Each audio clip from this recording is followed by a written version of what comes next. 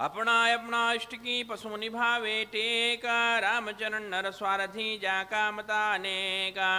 गरीब नवाज अपना अपना इष्ट की पशु निभावे टेका।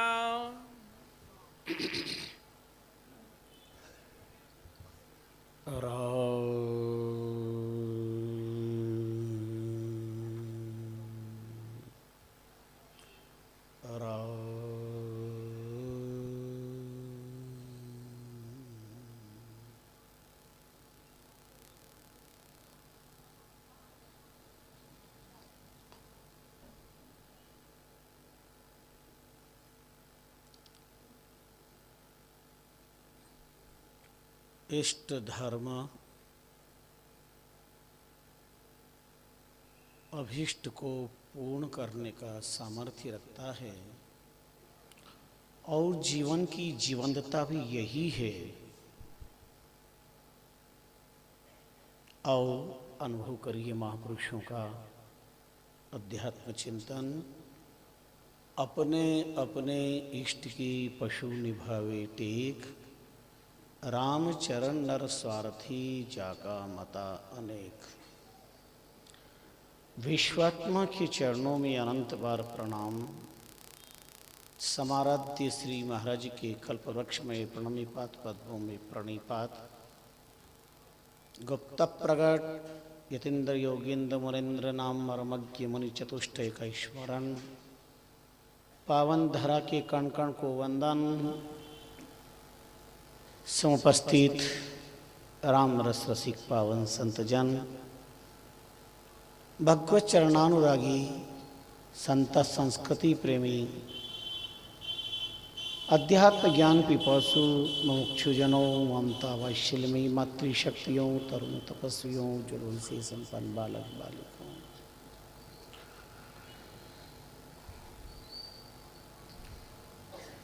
संपूर्ण शास्त्रों का सार है जीवन में इष्ट के प्रति समर्पित होना, अपने आराध्य के प्रति, राम गुरु के प्रति समग्र रूपेण समर्पण भाव।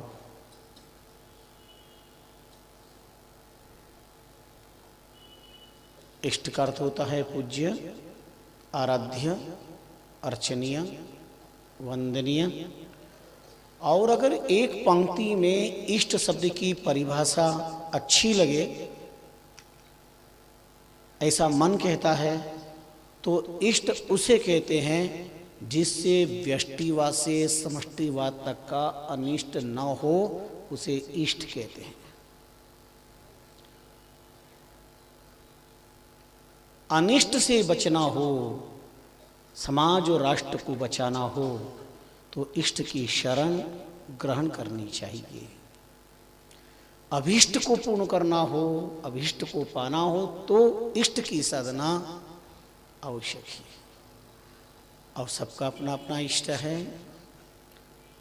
जिसका विश्वास अपने आराध्य राम के प्रति है, राम इष्ट है। कृष्ण के प्रति कृष्ण इष्ट है। नाम रूप के प्रति जो आस्था श्रद्धा, वही नाम रूप इष्ट हो जाता है।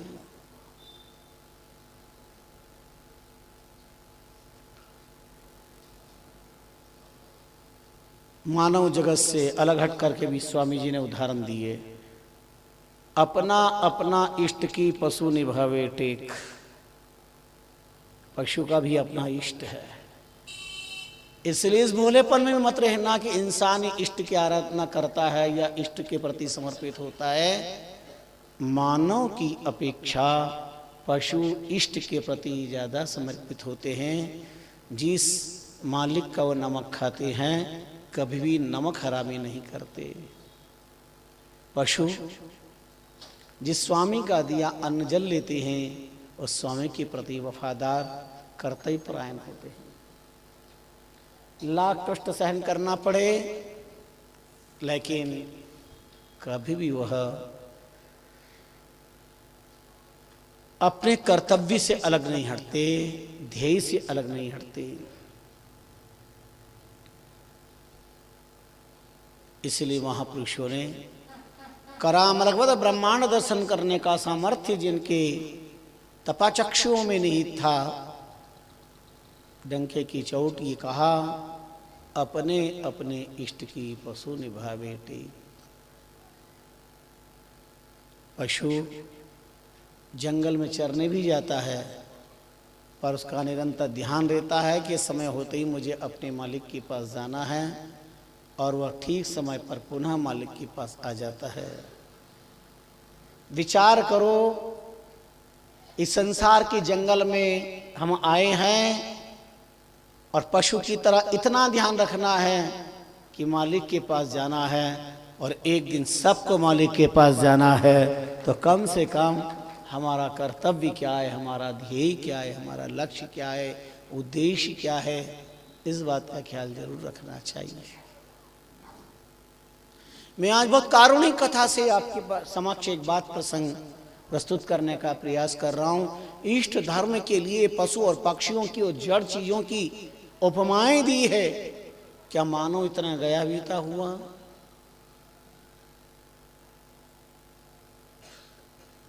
काल एक शब्द सुनाया था, पीऊ पीऊ चातक करे 7 बूंद की आस, भूमि पड़ियो जल ना पीवे, चाहे जो हो सो हो, एक राम विश्वास। चातक वंश में प्रतिज्ञा है,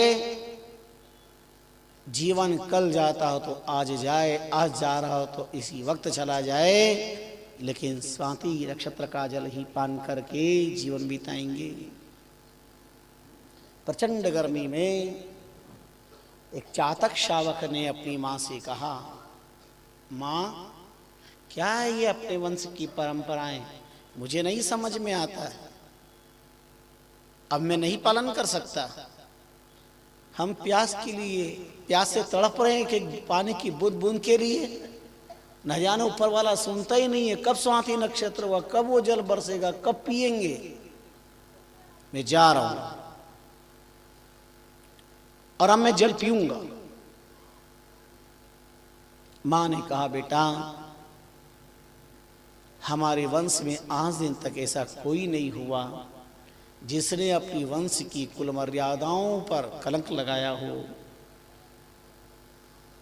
ध्यान दीजिए, पक्षी जगत के अंतस्थल की कितनी उदार दिव्यता।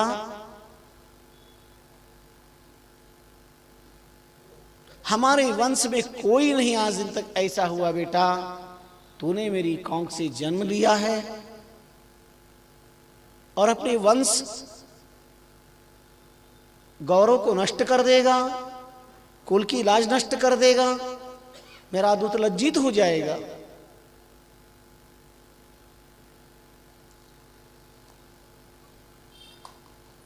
अच्छा बता, कौन सा जल पिएगा? जहां पर रहते हैं पास में नदी बह रही है उसका? बोले नहीं। समुद्र का? बोले नहीं। गंगा का? बोले हां, पर यहां नहीं, जहां से गंगोत्री वहां जाऊंगा, उस दिव्य यात्रा करके वहां जाके पान करूंगा।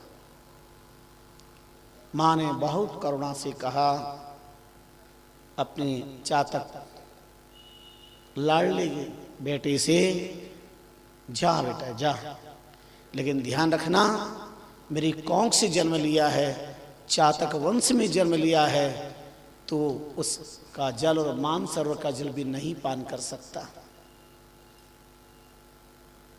तुझे लौट के आना पड़ेगा।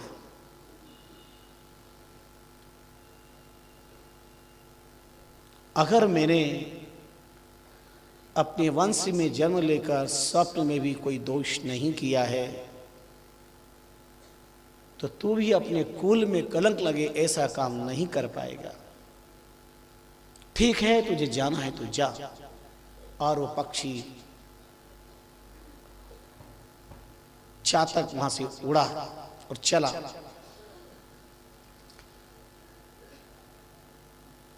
चलता रहा उत्तर भारत की यात्रा पर, गंगोत्री की यात्रा पर।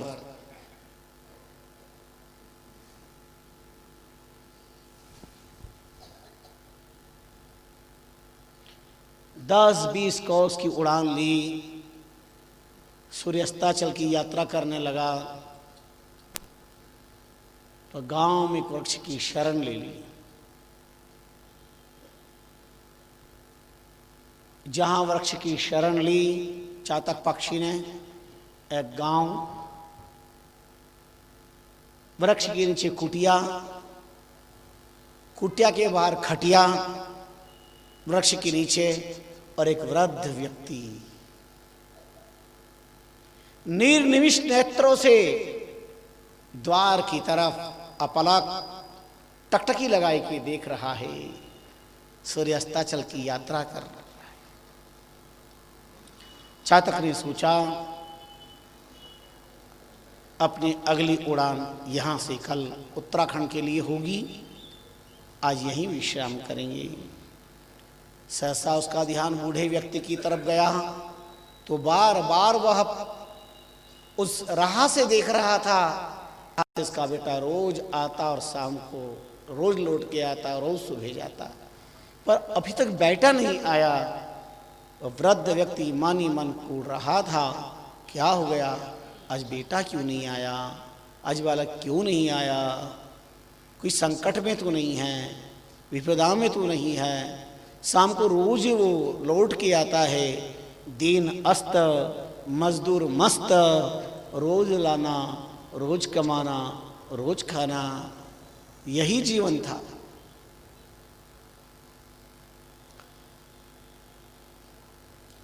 फतरासी गई आंखें, समय बीतता चला जा रहा था, पर वृद्ध व्यक्ति की बेचैनी और ज्यादा बढ़ती चली जा रही थी। अब तो बहुत समय हो गया और अचानक देखा उदास निराश चेहरा लटकाए बेटा चला रहा है। टिमटिमाते दीप में कोई घी डाल दे और जैसी लो बढ़ जाती है, ऐसी बूढ़े व्यक्ति की आंखों की रोशनी में एक चमक आई। अरे बेटा, तू इतना लेट हुआ, इतनी देर से आ रहा है, क्या हो गया बेटा, और तू उदास क्यों है? उसने कहा पिताजी क्षमा करे, आज मैं कुछ भी कमा के नहीं ला पाया, आज मुझे निराश खाली हाथ लौटना पड़ा। क्यों, क्या हो गया? करुणा से पूछा पिता ने, तो बेटे ने कहा पिताजी सदा की भांति में आपका आशीर्वाद लेकर के आज गया कि कुछ मिल जाएगा, लेकिन जब मैं जा रहा था रास्ते के अंदर तो मुझे एक थैली मिली और थैली में सोने की मोहरें थी, कुछ सिक्के थे। उस थैली को मैंने उठा तो लिया, उसको देखा, ये अनमोल चीजें देख करके एक बार मेरा हृदय फतरासा गया। आपका दिया हुआ उपदेश याद आया, मातृवत परदारेशु परद्रव्येशु लोष्टवता आत्वत सर्वभूतेषु य पश्यति स पश्यति। पराई नारी माता के समान है, पराया धन मिट्टी के समान है, और अपनी आत्मा ही सब आत्माओं की तरह मानना चाहिए। मेरे मन में विचार आया, निश्चित ही कोई राहगीर, कोई अश्व सवार निकला होगा और जल्दी जल्दी आतुरता में अश्वारोही की ये थैली गिरी होगी। मैं उस थैली को लेकर आगे बढ़ता रहा, चलता रहा। अचानक एक वृक्ष के नीचे बहुत दूर जाने पर, पैदल 2 कोस की यात्रा के बाद, एक कुएं की पाच पर वृक्ष की छाया में व्यक्ति सोया। मैं वहां पहुंचा, अचानक उसकी आंख खुली, उसने मेरी तरफ देखा और मैंने उसको देखा तो उदास निराश, घोड़ा बंधा हुआ वृक्ष के, और बड़ा व्यथित था। मैंने उससे पूछा, भाई क्यों दिखी हो तुम, क्या कष्ट हो गया तुम्हें? उसकी आंखें भर आई। उन्होंने कहा, भैया मेरा कष्ट, मेरा दुख सिवाय द्वारिकाधीश के, नीली छतरी वाले के, उस ऊपर वाले के अलावा कोई नहीं मिटा सकता। क्यों, क्या हो गया है? उन्होंने आद्यंत आप बीती दुखद गाथा सुनाई कि मैं एक राजकर्मचारी हूं और राजा देश से अमुक जगह लगान लेकर के आया था। कई सोने की मोहरें, इतनी मोहरें, इतने सिक्के मेरे थैली में रख करके मैंने घोड़े की जीन पर बांध दिया था और मैं अपनी मस्ती में चल रहा था, बस प्रभु का नाम लेता हुआ जंगल से। पर न जाने कहाँ कब वो थैली कहाँ गिर पड़ी, मुझे पता नहीं, मैं क्या मुंह लेकर के जाऊंगा। भैया वो मोहरों की थैली गिर गई, उसका कोई मुझे दुख नहीं है, पर जब मैं राजा से जा करके कहूंगा कि कहीं गिर गई है तो राजा का अंतर मन विश्वास कर पाएगा या नहीं कर पाएगा मुझे नहीं पता, पर इतना जरूर हो जाएगा कि राजा के मन में जरूर आएगा कि इसका मन बदल गया है, इसकी नीयत खोटी है, इसके मन में कुछ लोभ आ गया होगा, धन इसने रख लिया होगा और यूं ही ये झूठ बोल रहा है कि थैली गिर गई। जीवन के अंदर कोई मालिक अपने कर्मचारी पर विश्वास नहीं कर पाएगा, बस यही दुख मुझे भीतर ही भीतर खाए जा रहा है। संपूर्ण बात सुनने के बाद उन्होंने कहा, कितनी मोहरें थी, क्या था, मुझे सारी बात बताई। उसने मुस्कुरा करके झट वो थैली ले और उसको दी। उसने देखा एक एक सिक्का, एक एक मोहरे वैसी की वैसी उसके अंदर है, सब कुछ उसके अंदर दिखाई दिया। बहुत खुश हुआ। उसने कहा, तुमने मेरी प्राण बचा लिए, मेरा प्राण बचा लिया,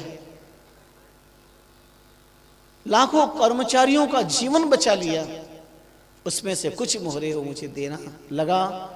मैंने कहा, नहीं, मैं एक ईमानदार पिता का पुत्र हूं, एक कर्मठ मेहनती पसीना बहाने वाले व्यक्ति का बेटा हूं, बिना मेहनत का मैं नहीं लेता हूं, ये आपकी चीज है, इस पर मेरा कोई अधिकार नहीं है, ये तो मेरा कर्तव्य था। आप मुझे मिल गए, चीज आपको मिल गई, मेरा लक्ष्य पूरा हुआ। बस दुआ करता हूं आपके लिए और आप सदैव मेरे पर अपनी मंगल कृपा रखें।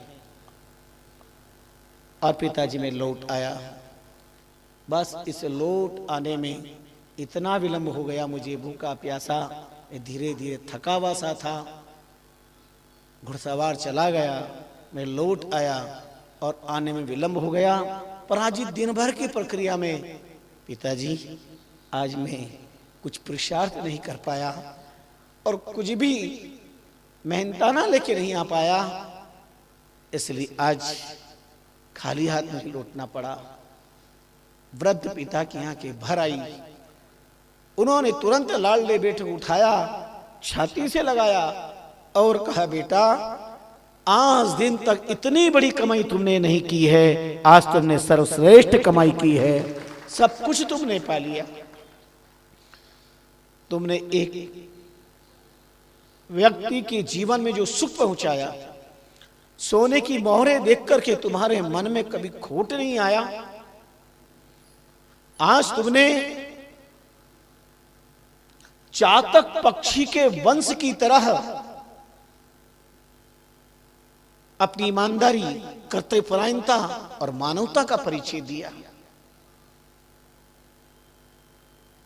चातक पक्षी वृक्ष पर बैठा उस वृद्ध व्यक्ति के इस कारुणिक प्रसंग को श्रवण कर विहल हो पड़ा। उसकी आंखें बरस गई। ओ, हमारे वंश की ऐसी छाप इस संसार में बड़े बुजुर्ग देते हैं। उन्होंने कहा, चातक पक्ष की जैसे टेक प्रतिज्ञा है कि वो मर जाएंगे, जो होना होगा हो जाएगा, लेकिन वह हमेशा स्वाति नक्षत्र का ही जलपान करते हैं, अपनी प्रतिज्ञा कभी नहीं छोड़ते। बेटे इसी प्रकार अपने इस वंश के अंदर ईमानदारी का कभी त्याग नहीं करते। पसीना बहा करके आधी रोटी मिले, ईमानदारी की मिले। स्वामी रामचंद्र जी महाराज ने फरमाया, बरकत है ईमान में, ईमान तजिया नहीं होए, ताते यह विचार के मत ईमान चुराओ कोई। आज हम भूखे नहीं, आज हम बहुत तड़पते हैं बेटा। आज हमारा पेट नहीं, आज तो हमारा हृदय भी भर गया है, हमें कोई भूख नहीं है आज। लेकिन जो कुछ कमाई की है वो नेकी की कमाई की है, अच्छी कमाई की है। आज भी हमारी धरती निर्बीज नहीं है। पिछली बार जब हम विदेश यात्रा पर गए, 180 व्यक्ति साथ थे। साथ वाले व्यक्ति का एक मोबाइल, एक थैला जिसमें बहुत सारी चीजें थी, मुद्राएं भी थी। जिस टैक्सी में बैठे वो जल्दी जल्दी उतरने में भूल गए और सब अपने अपने चले गए। पर कि राजा हरिश्चंद्र भारत की धरती पर पैदा हुआ, लेकिन सत्य आज भी विदेशों के अंदर अपने हस्ताक्षर कर रहा है। वो व्यक्ति टैक्सी ड्राइवर रात भर नहीं सो पाया। उन्होंने होटल मालिक को फोन कर दिया कि मैं सुबह आऊंगा, और सुबह समय से पहले जो वहां से लोग प्रस्थान कर उसके पहले पता नहीं कितने किलोमीटर की यात्रा करके आया और कहा इस होटल में लोग ठहरे हैं और ये सामान किसी का मेरी गाड़ी में रह गया था। आश्चर्य करो, उसके अंदर पासपोर्ट, उसके अंदर बहुत सारी चीजें, मुद्राएं, मोबाइल सब था। और उसने लाके जमा कराया, बुलाया व्यक्ति को, उनको समझाया, एक एक चीज उसकी सारी मिल गई। अब आप बताओ क्या कर लेते, और किसको पता था? उनको तो ये भी नहीं मालूम था इस गाड़ी में रह गया, कहीं ना कहीं घूम गया होगा। पर आप सोचें इस संसार में सत्य नियत का कितना बड़ा प्रभाव है। दिन बीत गए, वर्ष बीत गए, लेकिन जीवन के अंदर ये गाथाएं कभी भी बीत नहीं सकती, समाप्त नहीं हो सकती। ऐसे कई ईमानदारी की उदाहरण प्राप्त होते हैं। पर वृद्ध व्यक्ति ने चातक वंश का प्रमाण दिया। हमारा प्रण भी उसी तरह होना चाहिए बेटा। वो चातक पक्षी रो पड़ा, मान सरोवर की यात्रा, उत्तराखंड की यात्रा रद्द कर दी और लौट आया। जैसा गया था उसे याद आया, मां ने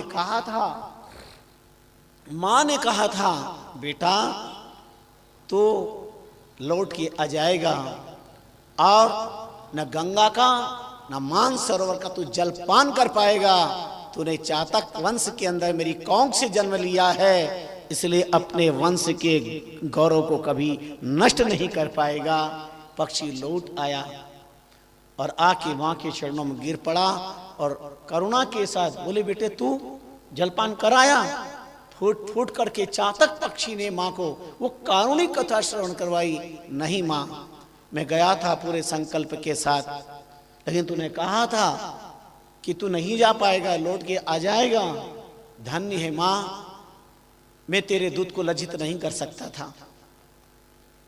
और उस वृद्ध व्यक्ति के मुंह से सुनी वो कारुणिक कथा श्रवण करवाई कि हमारे वंश का प्रण का ऐसा प्रमाण मृत्युलोक के अंदर इतना सुयश प्राप्त कर रहा है और मैं कलंकित कर दूं उस पृष्ठ को। ऐसा नहीं हो सकता है, चाहे प्राण कल जाते तो आज जाएं। तुलसीदास जी ने एक बात कही, बध्यो बधिक पड़ियो पुण्य जल, उलट उठाई चोंच। क्या तुलसीदास जी की महत्वपूर्ण दृष्टि थी।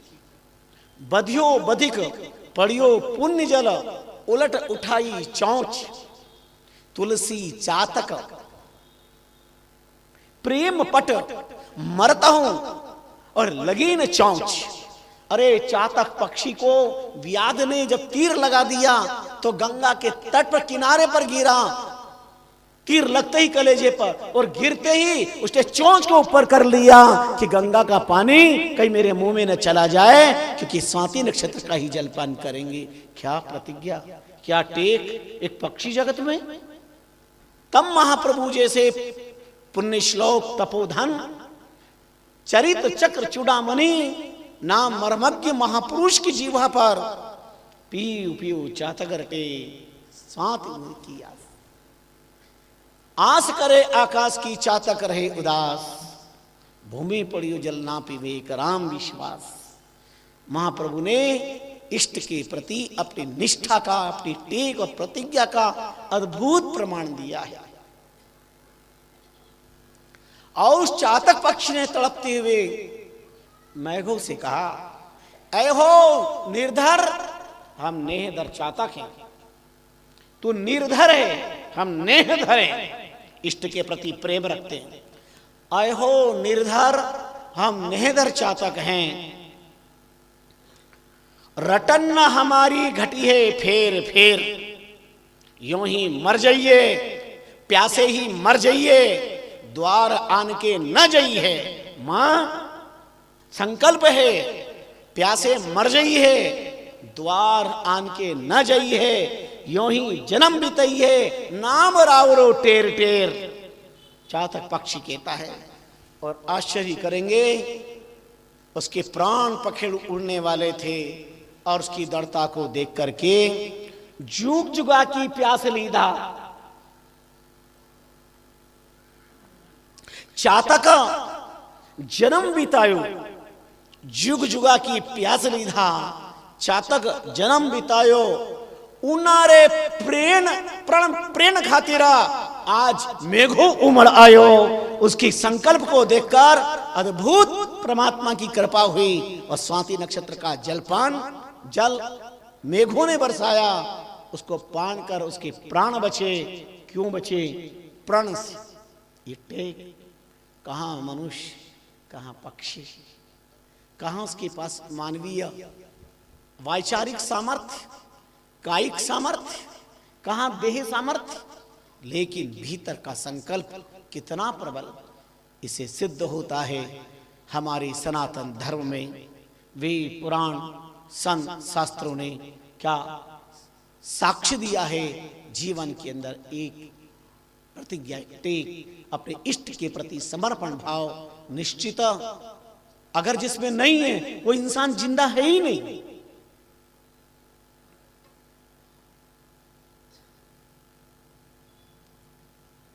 बड़े प्यारे उदाहरण दिए महाप्रभु ने अपनी वाणी में। राम भजन तार की जे कोई पकड़े टेक, राम चरणता ऊपर उठत विघ्न अनेक। राम भजन तार की जे कोई पकड़े टेक, जो धर्म की टेक पकड़ेगा,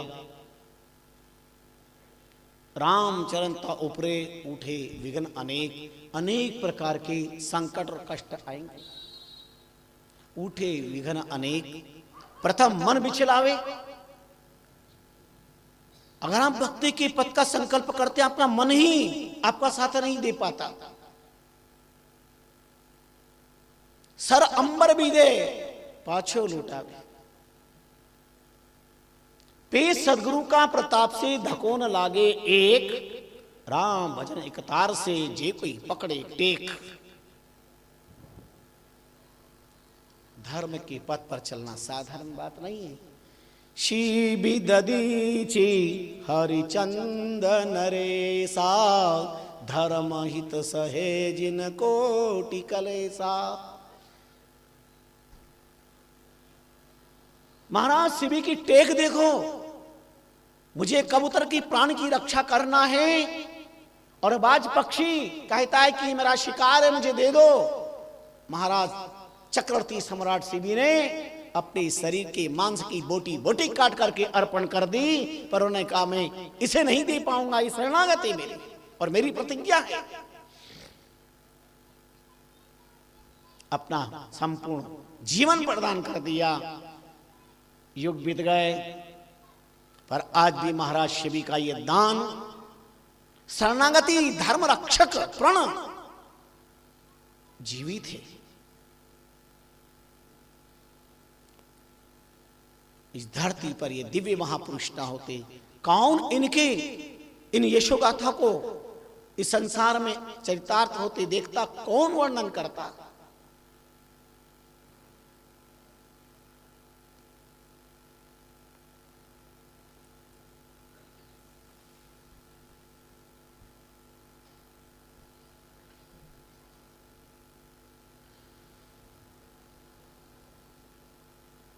धर्म और ध्यान बीच लागत धना धक्का अनेक,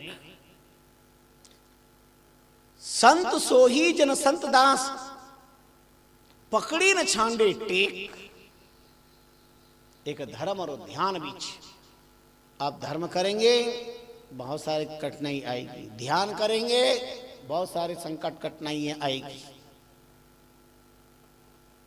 लागत धक्का अनेक अनेक धक्के लगेंगे, पर संत सोही जन संत दास, गही न छांडे टेक। जो एक बार संकल्प कर लिया कि मुझे भक्ति के पथ पर चलना है तो चलना है।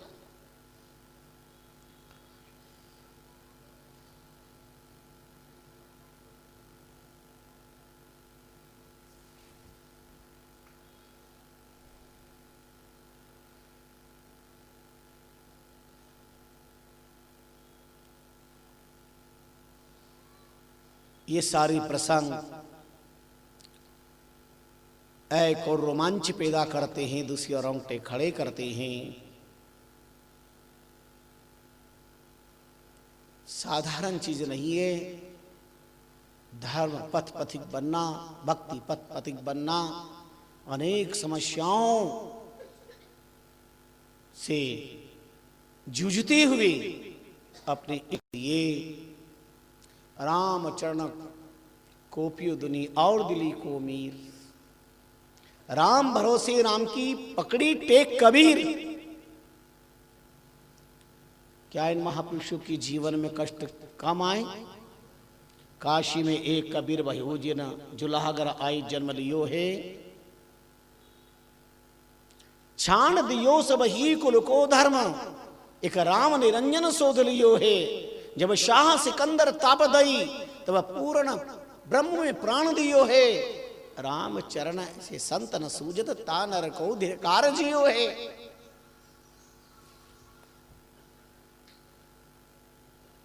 कितने उदाहरण प्रमाण दिए हैं महापुरुषों ने।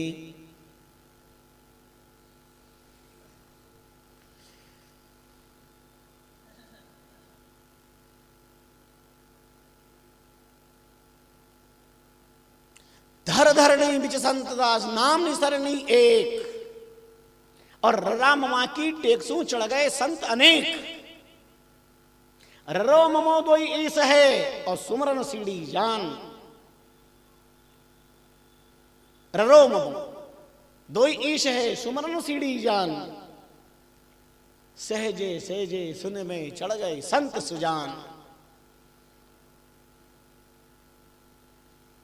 तो सरल नहीं है भजन करना, सबसे टेढ़ा काम है। सुल्लभ तीर्थ व्रत सुल्लभ विधि नाना, सुल्लभ विद्या वेद जोग यज्ञ सुल्लभ दाना, सुल्लभ कथनी ज्ञान सुल्लभ आचारा, सुल्लभ गलबो हेम पेश सुल्लभ रंधारा, सुल्लभ ले गिरिझाप जले सुल्लभ जल माही।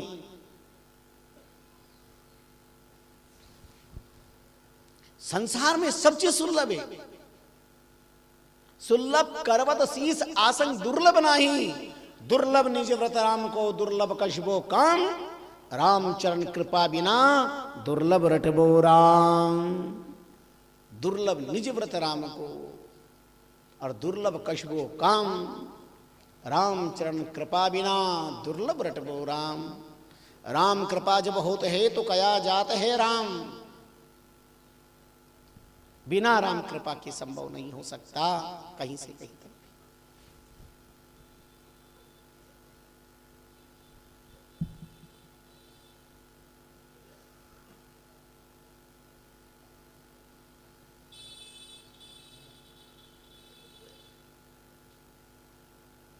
संत का संकल्प होता है हमारी संस्कृति की ये इन प्रकार रक्षा करना, शरणागत को परमात्मा के साथ जोड़ना, ये संत का अपना ध्येय लक्ष्य होता है।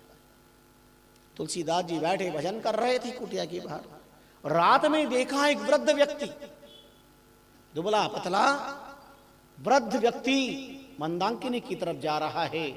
तुलसीदास जी भी पीछे पीछे चल दिए।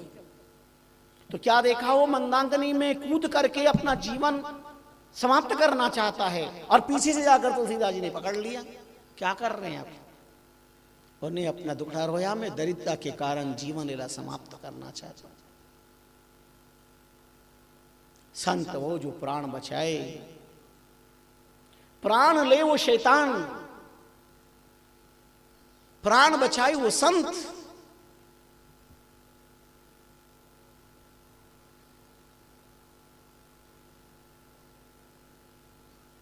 ब्राह्मण देवता की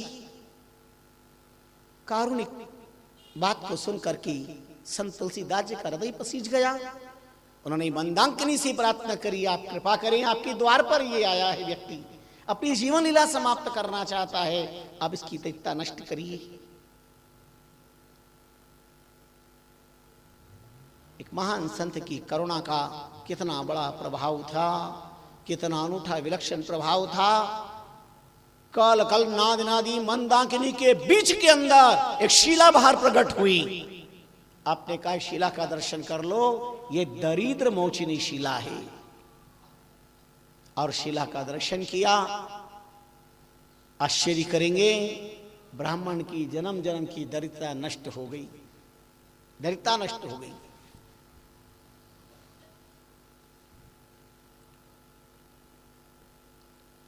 नाम की सामर्थ्य नहीं, नाम की ताकत नहीं,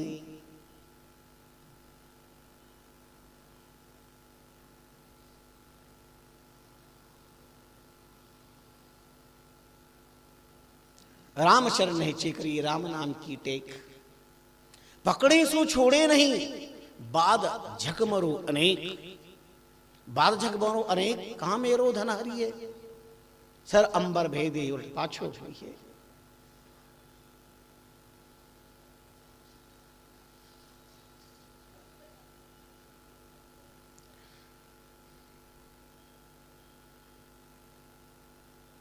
महापुरुषों ने बड़े गंभीरतम प्रसंग को छुआ है, कारुणिक प्रसंग। ये सब चीजें कोई किराने की दुकान में मिलने वाला सौदा नहीं है। ये अध्यात्म चिंतन, ये प्रभाव, ये बड़ा विलक्षण अनूठा अद्भुत।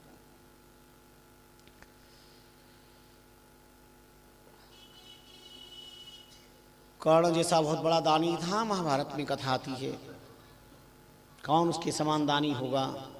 यहां तक कि रणांगन के अंदर अंतिम समय में भी युद्ध की भूमि पर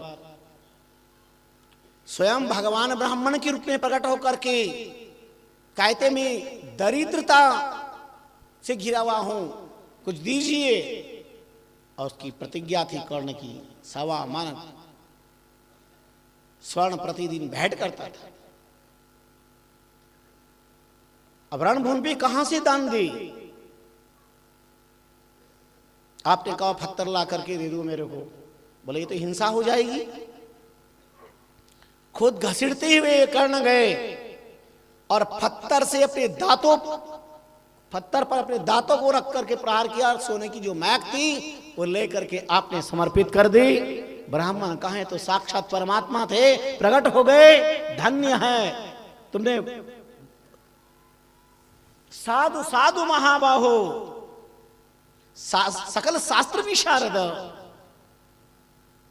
दानिनाम अग्रगण्यम पृथिव्याम न प्रजायते।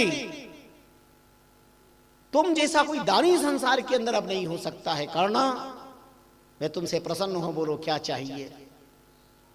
बोले आपको वचन देना पड़ेगा। बोले बोलो क्या चाहते हो? बोले अदग्धा भूमि पर मेरा अग्नि संस्कार। अदग्धा भूमि पर, जिस भूमि पर किसी का अग्नि संस्कार न हुआ हो, भगवान वचन दे देते हैं, अदग्धा भूमि पर संस्कार करने का वचन दे देते हैं। और कालांतर में जब कर्ण का अग्नि संस्कार का समय आया तो कहां कहां नहीं भटके, पर कहीं पर भी अदग्धा भूमि नहीं मिली। धरती का एक भी टुकड़ा ऐसा नहीं है जहां पर अग्नि संस्कार ना हुआ हो।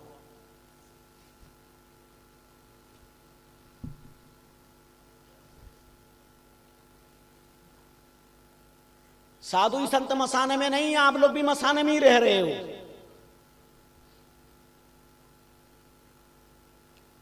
बोलो, मसानों पे कब्जा किया कि नहीं किया? कोई जमाने में तो डरते थे, मसान है, दूर दूर तक कोई नहीं होते थे। अब तो सब बंगले बन गए हैं मसानों पर भी। और अगर बस चल जाए इस इलेक्ट्रिक युग, वैज्ञानिक युग के अंदर, तो आजकल तो इलेक्ट्रिक मसान है, नीचे संस्कार हो जाता, ऊपर आराम से लोग रहने लग जाएंगे।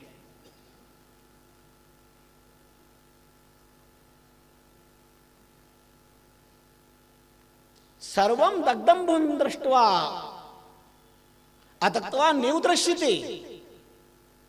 भगवान सर्वत्र भ्रमण करते हैं, सब दग्ध भूमि दिखाई देती है, अदग्ध भूमि कोई नहीं दिखाई देती। हमारे तो सब मसानों में ये बहुत सारे स्थान, ये भी मसान ही है, शाहपुरा मसान में ही है। आज भी वहां पर मुर्दे जलते हैं, आज भी जलते हैं, देखना जा करके। महाप्रभु शमशान में ही निवास किया।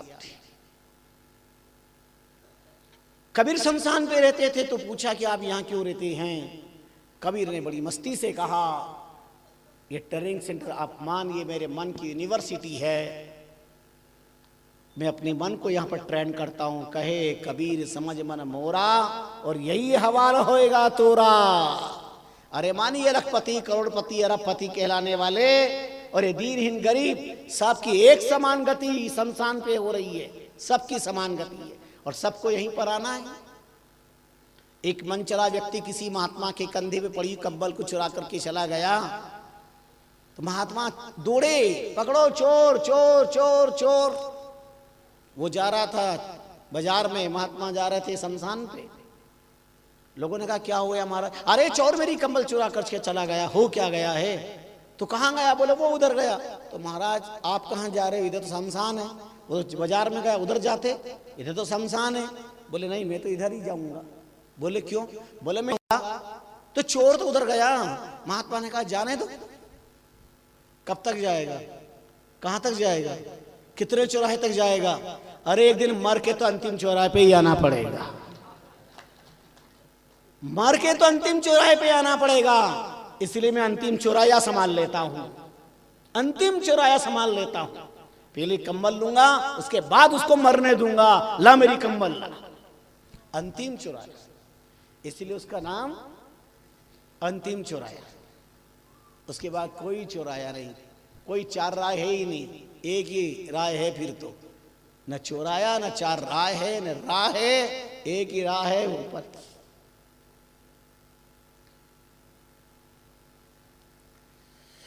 एक महात्मा ने पूछ लिया, भाई बस्ती का रास्ता बता दो। किसी ने पूछ लिया महात्मा से बस्ती का रास्ता, महात्मा ने बता दिया शमशान का। वो गया तो शमशान, बोले महाराज यहाँ तो बस्ती कहाँ, ये तो शमशान है। महात्मा ने कहा असली बस्ती तो यही है, यहाँ जो भी आया बस गया, यहाँ से उठ के कोई वापस नहीं गया। असली बस्ती तो यही है, बाकी तो सब उजाड़ ही उजाड़ है, सब उजड़ने वाला है। कोई आज तो कोई कल तो कोई परसों, सब उजड़ने वाला है। न जाने कितनी बार उजड़ गया है। तो भगवान योगीश्वर कृष्ण द्वारिकाधीश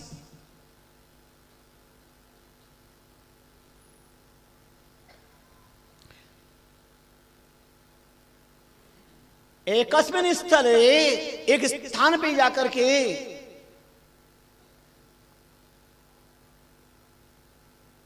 पृष्ठसी भूमि प्रति, भूमि से पूछते हैं, धरती से, हे पृथ्वी यहां तो किसी का अग्नि संस्कार नहीं हुआ। बस भूमि ने जवाब दिया, वो सुनकर के आपको आश्चर्य होगा। वो भूमि द्वारकाधीश से कहती है, अत्र भीष्म शतम दग्ध्वा द्रोणानाम च शतम त्रयम दुर्योधन संस्तश्च कर्ण संख्या न विद्यते। अत्र भीष्म शतम दग्ध्वा, इस भूमि पर 100 बार भीष्म का अग्नि संस्कार हुआ है, 100 भीष्म का। द्रोणा नाम शतत्रयम और 300 द्रोणाचार्यों का यहां पर अग्नि संस्कार हुआ है। दुर्योधनम सहस्त्रंच और हजारों दुर्योधन को यहां बाल दिया गया, जला दिया गया है। कर्ण संख्या न विदिते, और कर्ण तो न जाने कितने ही यहां पर अग्नि संस्कार में संस्कारित हो गए। सबके समक्ष द्वारकाधीश की भूमि कहती है, इस प्रभु अब सर्वांतर्यामियों की पूछ रहे, अदग्धा भूमि है ही नहीं। भगवान को अपना कौल निभाना था। धन्य है प्रभु, अपनी प्रतिज्ञा पूरी करने के लिए, टैग पूरी करने के लिए परमात्मा क्या नहीं करते हैं। कृष्ण कौल चूके नहीं, ये द्वापर की बात, और कर्ण करा पर दागियो कियो वज्र को हाथ। कोई अदग्धा भूमि नहीं मिली तो भगवान ने अपने दाएं बाएं हाथ को शमशान भूमि बना दिया और उस पर आग प्रकट करके और कर्ण का अग्नि संस्कार भगवान ने अपने हाथों पर किया। अपनी टैग निभाई, अपनी प्रतिज्ञा निभाई। कृष्ण कौल चुके नहीं, ये द्वापर की बात, कर्ण करा पर दागियो कियो वज्र को हाथ।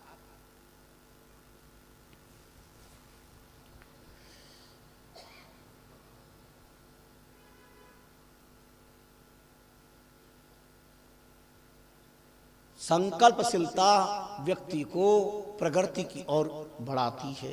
मन में संकल्प तो रखो कि मुझे भजन करना है, संकल्प तो हो। बहुत बार याद दिलाया, झकर सो झड़ झड़ पड़े फिर भी चढ़े राम नाम सु संतदा, चींटी ज्यों चितरक।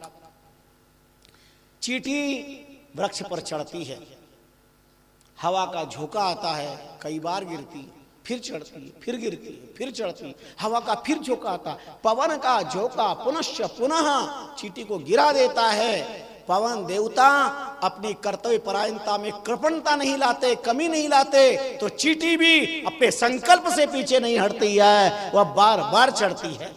और स्वामी संतदास जी महाराज ने कितने घंटे लगाए होंगे इस तथ्य को पाने में। अनवरत संत देखते रहे महापुरुष, और क्या देखा उन्होंने कि चढ़ती चढ़ती चढ़ गई और लागी फल सू जाया, अब रस पीवे संतदास बैठी सहज सुभाय। चढ़ती चढ़ती चढ़ गई वो चींटी जिसके पास मानवीय शक्ति नहीं, पर निरंतर परिश्रम करके अनंत बार गिरने के बाद में भी वो चढ़ते चढ़ते चढ़ते और पहुंच गई। और स्वामी जी ने देखा आराम से फल के पास बैठकर सहज में अब वह अमृत रस का पान कर रही है। एक चींटी पान कर सकती है तो एक साधक संसार के अंदर अनंत काम क्रोध लोभ मोह मद मत्सर से पराजित होने के बाद में भी राम गुरु की कृपा से अपने सत्संकल्प से आगे बढ़ता है तो एक दिन परमात्मा के साक्षात्कार का निश्चित फल प्राप्त कर लेता है, सिद्धि की शिखर को छू लेता है। अपने रास्ते से विरत न हो, भटके नहीं, चाहे वो राम भक्ति का हो या राष्ट्र भक्ति का हो। आपदाओं विपदाओं से न घबराए, संघर्ष ही जीवन है। संघर्ष तो कदम कदम पर आएंगे, अनगिनत बार आएंगे।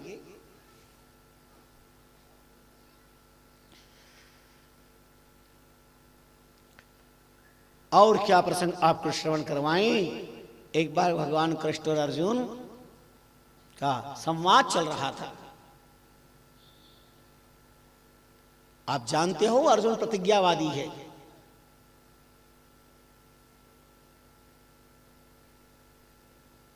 क्या क्या अर्जुन के जीवन में प्रतिज्ञाएं नहीं हुई है, लेकिन ध्यान देना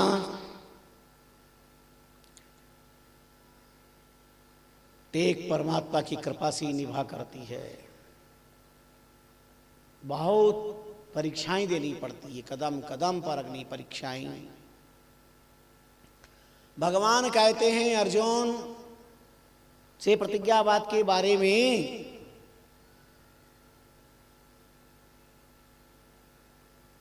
अर्जुन बहुत दुर्लभ है संसार में प्रतिज्ञा का पालन कर लेना, बहुत दुर्लभ है। अर्जुन ने कहा प्रभु इसमें दुर्लभता की क्या बात है, प्रतिज्ञा प्रतिज्ञा, टेक इज टेक।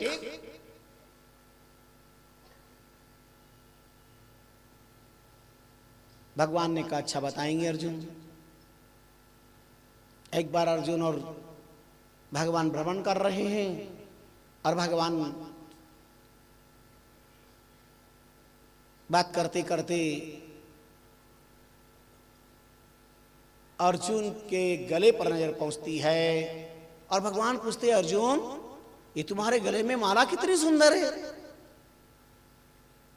अरे वाह भाई, मेरी नजर तो आज ही पड़ी है भाई, ये माला तो मुझे दे दो ना।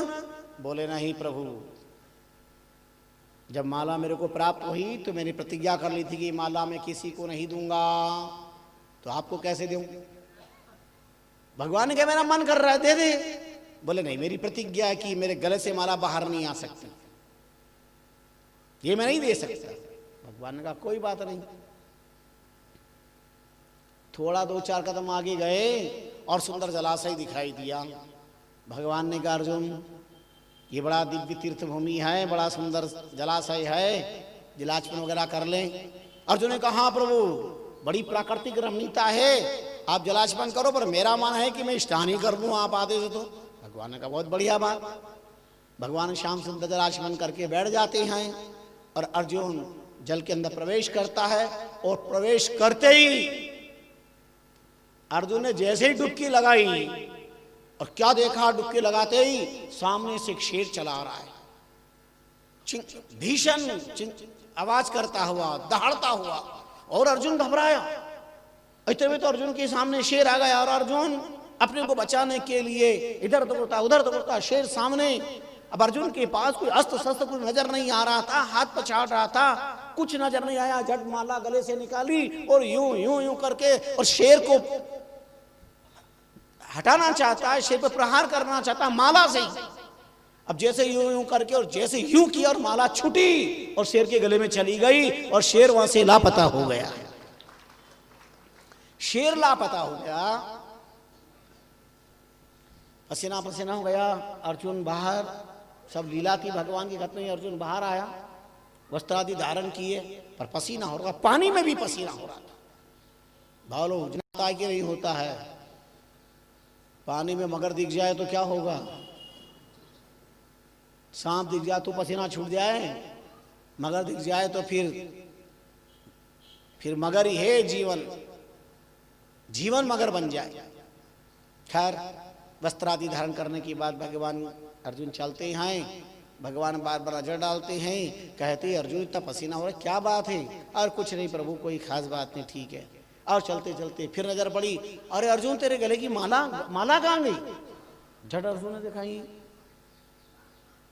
क्या हो गया, माला कहाँ गई। तेरी तो प्रतिज्ञा थी ना, तूने तो कहा था कि राम दुहाई है, प्रतिज्ञा है, मेरी माला मैं किसी को दूंगा नहीं, माला कहाँ गई।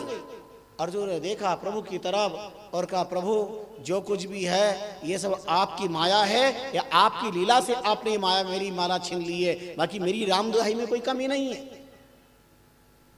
और अर्जुन ने कहा वो मैं स्नान करने गया था, तब मेरे को पता नहीं क्या हुआ, सामने शेर आया और शेर को हटाने के लिए मैंने अपनी माला खोल के और यूं घुमाई तो माला तो निकल गई मेरे हाथ से। क्यों, तूने तो कहा था ना प्रतिज्ञा मैं किसी को नहीं दूंगा। इसलिए मैं तुझसे कहता हूं अर्जुन, टेक निभाना बहुत मुश्किल काम है, ये प्रतिज्ञाओं का निभाना बड़ा टेढ़ा काम है। अरे तो ये तो आपकी लीला माया थी इसलिए ऐसा नहीं होता है। भगवान ने कहा अच्छा। 2-4 दिन के बाद फिर एक बार अर्जुन को लेकर के चले भ्रमण करने के लिए, और चलते चलते अर्जुन थक गए, भूख और प्यास सताने लगी।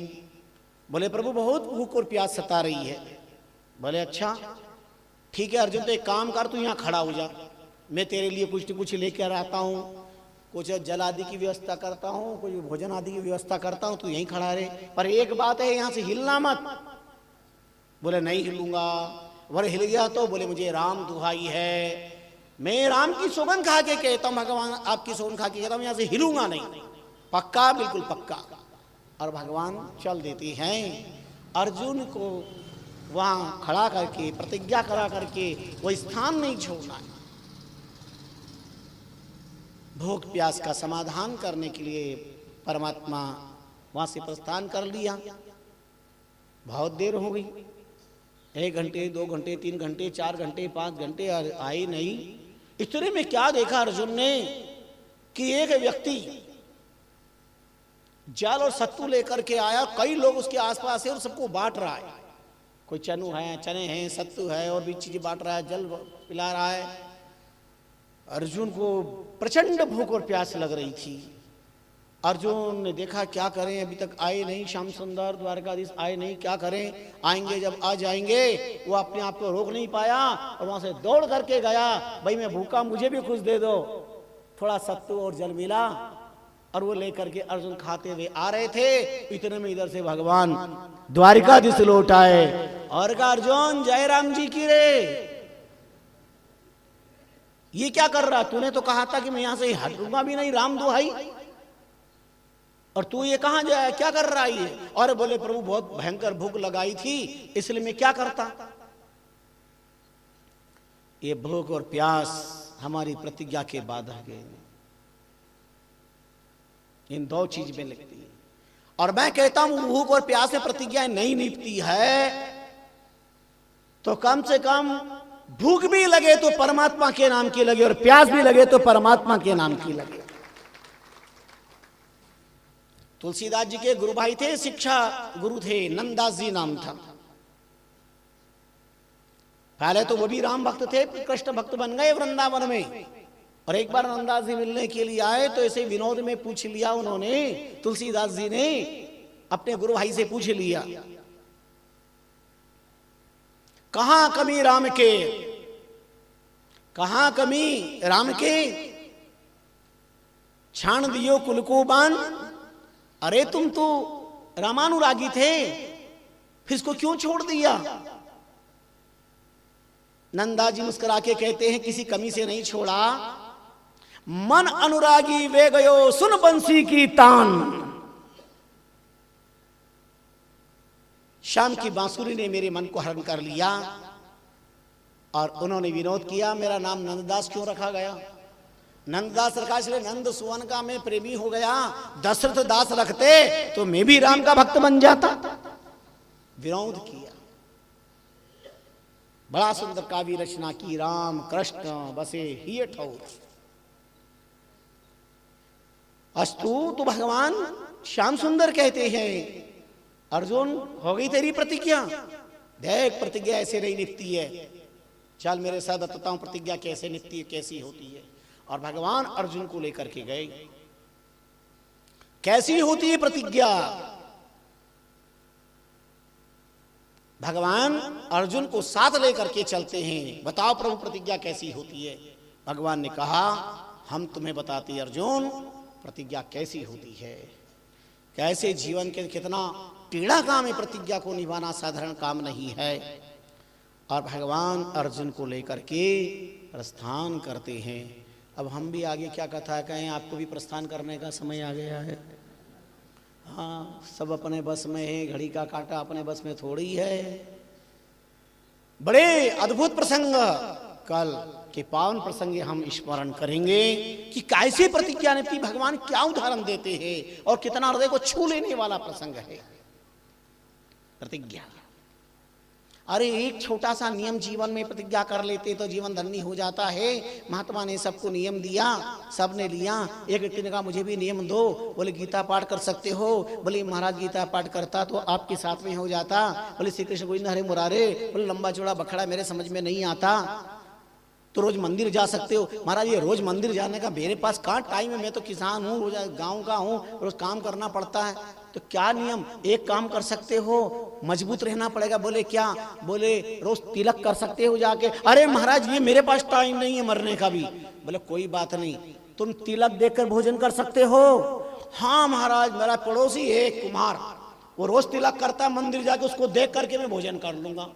बोले बस यही प्रतिज्ञा पूरी रखना। ठीक, बोले ठीक है। अब रोज सुबह उठ करके कुम्हार को देख लेता, तिलक देख करके वो भोजन कर लेता।